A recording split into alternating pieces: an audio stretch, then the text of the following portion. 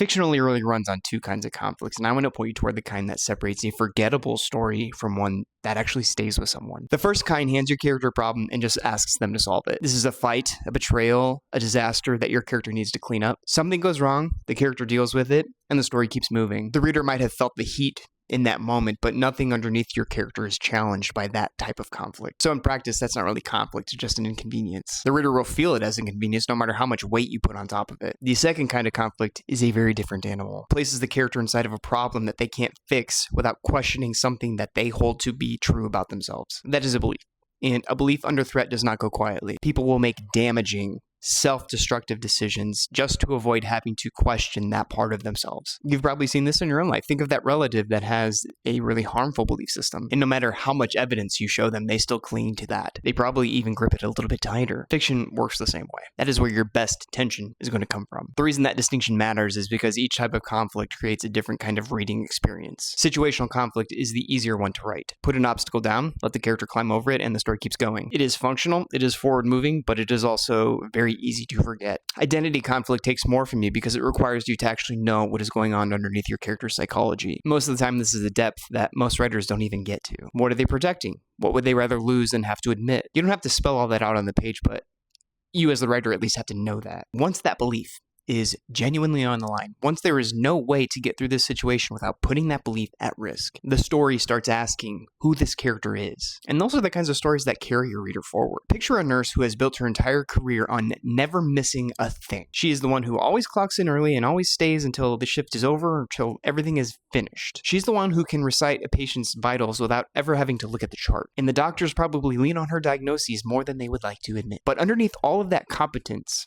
sits a single conviction. If she lets go of control, even for just a second, something terrible will probably happen. And every day on that job has handed her more proof and more reward for that belief system. She's caught the errors that nobody else catches. She's been the reason that a bad night has not turned into tragedy over and over. At this point, the belief doesn't even feel like a belief to her. It just feels like that is the fact of the reality. That the hospital runs because she refuses to stop watching. But let's say that then a very difficult case comes in. This case has no clean answers. But she takes one look and knows that she has a plan. So she runs that case the way that she runs every single case. She is thorough, she is exact, and she has zero space for anyone else's input. She doesn't need second opinions, she doesn't need anyone else's eyes on the charts. She has no room for any ideas that don't originate from her. And despite all of that, the patient is still slipping. It's not happening despite of her control, it's happening because of it. This case needed more than one way of seeing it. Another set of instincts, another set of eyes on these symptoms. And she shut every one of those out before they had a chance to matter to her. Her refusal to let anyone else in is not incidental to what is happening. It is the actual mechanism. The very thing that she trusts to help a patient is the thing that is depriving this patient of the care that they need. Everyone around her can see it. So the attending physician steps in and pulls her off this case entirely. Effective immediately,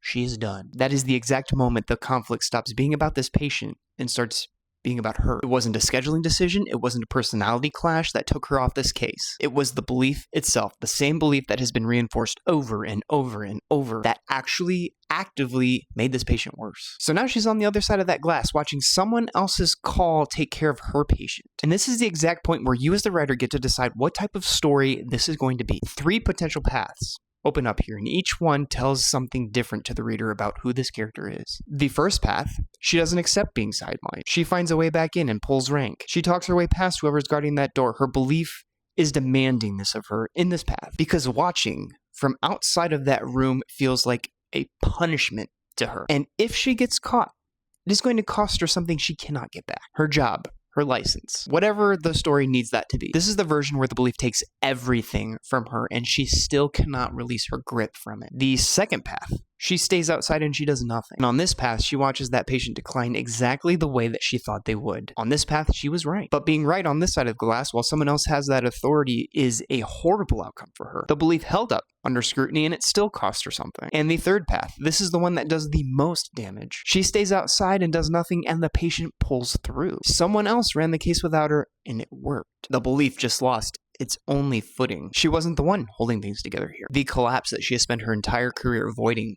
simply did not happen. And she has no framework left to know who she is if that is true. That third outcome does more than just punish her. It pulls the rug out from underneath her entirely. A character whose core belief just got disproven is in more trouble than the one who actually got caught. Punishment has an edge. It has something you can see and respond to. This one has none. There is no clear direction to move once you have learned that the thing that you have built your foundation on was wrong. And that is what separates situational conflict from identity conflict. Her problem was not solvable without putting that belief system on the line. There was no clever workaround, no management strategy. Every choice in front of her threatened something about who she is. Here's how to check your own manuscript against this. Ask yourself, can my character get through the situation without questioning what they believe? If the answer is yes, you just put yourself in inconvenience. Your plot inches forward and your character stays exactly the same. If getting through it requires them to question or let go of that belief, congratulations, you have identity conflict. This is the kind that actually changes something. You can push further. Ask what particular part of this belief is being pressured so that this story can keep going. If your character can walk away from this conflict completely intact without any sort of change or shift, then you're still probably leaning towards situational conflict. Situational conflict pushes your plot forward. Identity conflict pushes your character forward. And that's the difference between a story that feels alive and one that just feels like a sequence of events. Don't just hand your character a problem.